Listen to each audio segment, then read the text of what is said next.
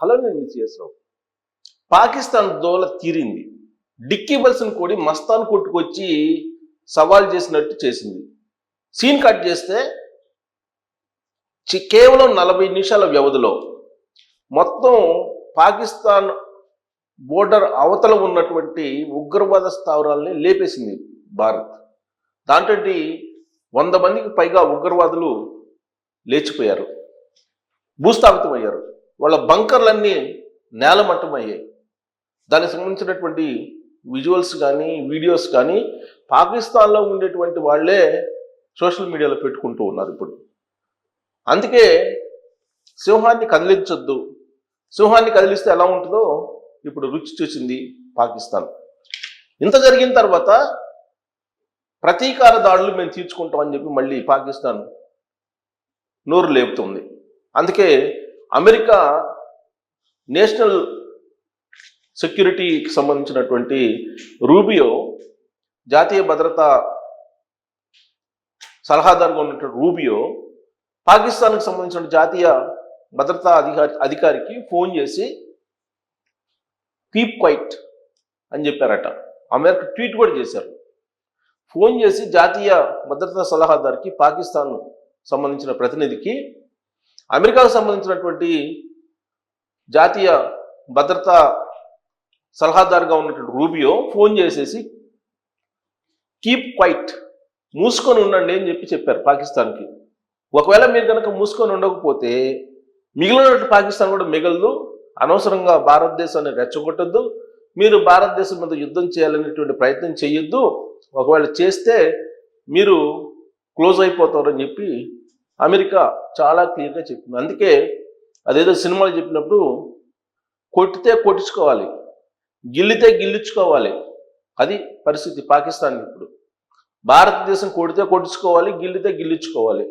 లేదు మేము కొట్టించుకోం, మేము గిల్లించుకోమని అంటే పాకిస్తాను ప్రపంచ పటంలో లేకుండా పోతుందని చెప్పి అమెరికా చెప్పింది పాకిస్తాన్ జాతీయ భద్రతా సలహాదారుగా ఉన్నటువంటి అధికారికి. సో కాబట్టి మూసుకొని ఉండండి అని చెప్పింది.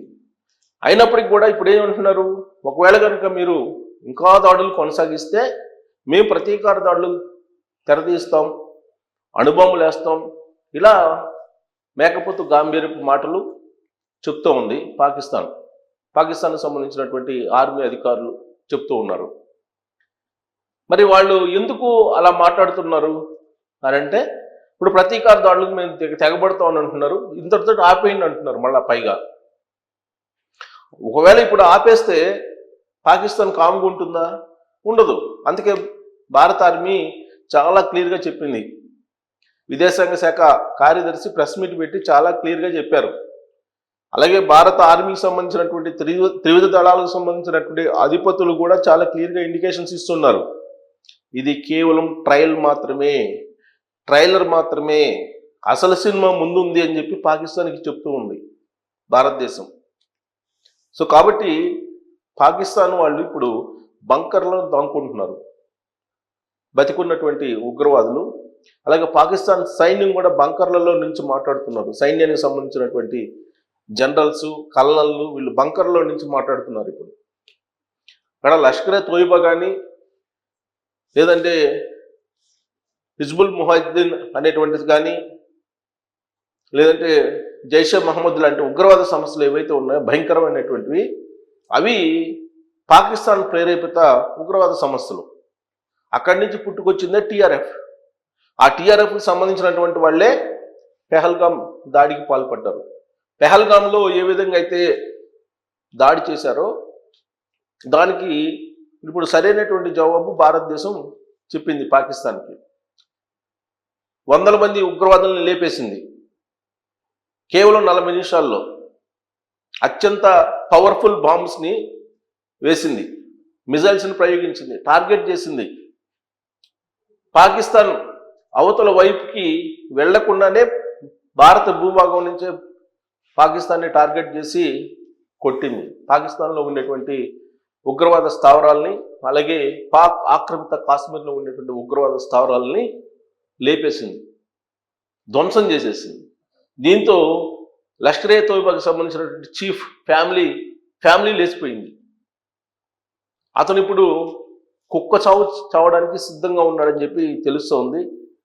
ఆయన ఇప్పుడు ఏమంటున్నాడు, లష్కర్ తోయిబాకు సంబంధించినటువంటి ఉగ్ర లీడరు, కమాండరు నరేంద్ర మోడీ నాలుగు కోసేస్తాను, నాలుగు చీరేస్తాను, శ్వాస పీల్చుకోకుండా చేస్తాను, పాకిస్తాన్ నుంచి ఢిల్లీ వరకు రక్తాన్ని పారిస్తానని చెప్పి బీరాలు పలుకుతూ ఉన్నారు. భారత్ ఇచ్చినటువంటి ఒక కిక్కి పాకిస్తాన్ ఇప్పుడు అసలు ఊపిరి సలుపుకోలేని పరిస్థితి, ఉక్కిరిబిక్కిరి ఆడుతుంది. సైన్యాన్ని కాపాడుకోవాలా లేదంటే ఉగ్రవాదులను కాపాడుకోవాలనే పరిస్థితికి వచ్చేసింది పాకిస్తాన్. భారత సైన్యం 40 నిమిషాల్లో ఎలాంటి బాంబుల్ని ప్రయోగించింది అనేది కనుక మనం ఒకసారి చూస్తే ఎంత ప్లాన్డ్గా, ఎంత వ్యూహాత్మకంగా, ఎంత నింపాదిగా ఆ ప్రయోగం చేసింది ఆపరేషన్ సింధూర్ అనే దాన్ని మనం గమనించవచ్చు. అసలు ఆపరేషన్ సింధూర్ అనే పేరు ఎందుకు పెట్టారు అని అంటే, పెహల్గాం ఉగ్రవాద దాడిలో 26 మందిని ఉగ్రవాదులు కాల్చి చంపారు, అది కూడా మహిళల ఎదుట. ఆ మహిళల యొక్క బొట్టుని తుడిపేశారు, అందుకే ఆపరేషన్ సింధూర్ అని పేరు పెట్టారు. ఆపరేషన్ సింధూర్ ఎంత శక్తివంతంగా ఉంటుందో, ఎంత పవర్ఫుల్గా ఉంటుందో పాకిస్తాన్ సైన్యానికి రుచి చూపించింది భారతదేశం, భారత ఆర్మీ. ఆ టార్గెట్ని ఎలా చేసింది అని అంటే, మీ దేశం మీద, మీ దేశంలో ఉన్నటువంటి ఉగ్రవాద సంస్థల మీద బంకర్లో దాక్కున్నటువంటి వాళ్ళని ఏ విధంగా ధ్వంసం చేస్తామో చూడండి అని చెప్పి ముందే 10 నిమిషాల ముందే ప్రకటించి చెప్పి మరీ కొట్టింది పాకిస్తాన్ని భారత ఆర్మీ. ఎలాంటి స్థావరాల మీద దాడులు చేస్తున్నామో ముందే ఒక వీడియో కూడా రిలీజ్ చేసి పెట్టింది. వీడియో రిలీజ్ చేసి పెట్టి ఆ స్థావరాల మీద టార్గెట్ చేసి భారత ఆర్మీ కొట్టింది. దాంతో నరేంద్ర మోడీ గారు రాత్రంతా నిద్ర లేకుండా ఆ ఆపరేషన్ని చూస్తూ ఉన్నారు. గతంలో అమెరికా అధ్యక్షుడిగా ఉన్నటువంటి ఒబామా అమెరికాలో కూర్చొని ఇక్కడ ఒసామా బిన్ లాడెన్ని ఏ విధంగా చంపారో పాకిస్తాన్లో, అలాగే ఇప్పుడు ఉగ్రవాదులను ఏరిపారేశారు పాకిస్తాన్లో. భారత ఆర్మీ ఇండియాలో ఉంటూ ఆ ఆపరేషన్ని నరేంద్ర మోడీ గారు దగ్గరుండి చూశారు. అర్ధరాత్రి నుంచి ఎర్లీ మార్నింగ్ ఆల్మోస్ట్ 3:30, 3:40 వరకు జరిగింది ఈ ఆపరేషన్. సో చాలా వ్యూహాత్మకంగా జరిగినట్టు ఆపరేషన్లో ఏమేమి ప్రయోగించారంటే, పిఎస్సిఎల్పి మిసైల్, పవర్ఫుల్ మిసైల్ ఇది, పిఎస్సిఎల్పి మిసైల్, అలాగే స్టాండ్ అండ్ స్మార్ట్ బాంబ్, అలాగే లోటరింగ్ మందుగుండు సామగ్రి, దాంతోపాటు క్షిపణులు, డ్రోన్ బర్న్ క్షిపణులు, ఇవి మొత్తం ఒకేసారి ఆ టార్గెట్స్ మీద ప్రయోగించారు. సాధారణంగా ఒక్కొక్క దాన్ని ప్రయోగిస్తారు, మిసైల్ని ఒకసారి, క్షిపణులను ఒకసారి, అలా కాకుండా ఇప్పుడు చేసినటువంటి ఆపరేషన్లో పిఎస్సిఎల్పి మిసైల్ని, స్టాండ్ అండ్ స్మార్ట్ బాంబ్, అలాగే లోటరింగ్ మందుగుండు సామగ్రి, అలాగే డ్రోన్ బర్న్ క్షిపణులు, ఇవి సెకండ్కి ఒకదాని తర్వాత ఒకటి అటాక్ చేసినాయి. దాంతో కన్ను మూసి కన్ను తెరిసే లోపల ఉగ్రవాద స్థావరాలు లేచిపోయినాయి. అది భారత్ ఆర్మీ యొక్క శక్తి. ఇప్పుడు కేవలం ఇది ట్రైలర్ మాత్రమే అసలు సినిమా ఉందంటున్నారు. మరి అసలు సినిమా ఏంటి? ట్రైలర్కే ఇప్పుడు పాకిస్తాన్ తోకముడిచింది.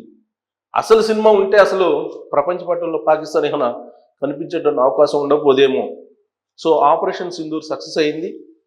కేవలం 40 నిమిషాల వ్యవధిలో పాకిస్తాన్లో ఉన్నటువంటి ఉగ్రవాద సంస్థల్ని చాలా వరకు లేపేసింది. దాదాపు 200 మంది ఉగ్రవాదులు హతమయ్యారని చెప్పి కూడా సమాచారం వస్తుంది.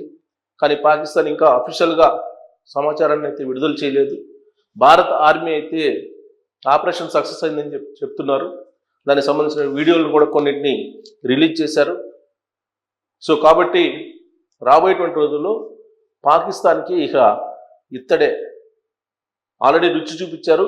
రాబోయే రోజుల్లో మరింత ఘాటుగా ఈ దాడులు ఉండేటువంటి అవకాశం ఉంది. సో ఈ దాడి మీద సోషల్ మీడియాలో కూడా వైరల్ అవుతున్న న్యూస్ మీరు కూడా చూసుంటారు. సో దీని మీద మీరు కామెంట్ చేయొచ్చు. Thank you.